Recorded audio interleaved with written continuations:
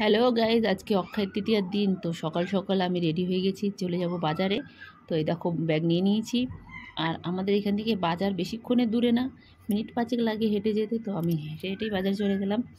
তো এই দেখো আমি পৌঁছেও গেছি বাজারে। এই দেখো এটা হচ্ছে সবজি মার্কেট। তো এখানে নানা রকম সবজি ছিল। আমি কাঁচা আম, ভেন্ডি নিলাম, পটল নিলাম। তারপরে চলে গেলাম সোজা মাছ বাজারে। তো দেখো এখানে ভ্যারাইটিস রকমের মাছ রয়েছে বন্ধুরা। তো এখানে ছিল ইলিশ, ভোলা, ট্যাংরা, চিংড়ি, আর ছিল পাবদা, আর ছিল রুই মাছ এবং কাতলা মাছ।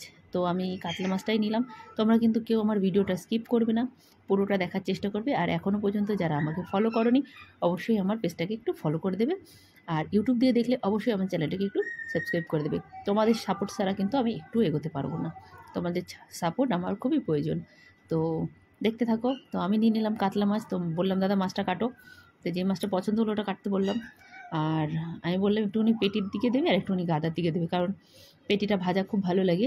আর নিয়ে নিয়েছিলাম একটুখানি কাতলা মাছের তেল। আমার হাজব্যান্ড কাতলা মাছের তেল ভাজা খেতে খুব পছন্দ করে। তো ভিডিওটা কেমন লাগলো অবশ্যই কিন্তু আমাকে কমেন্ট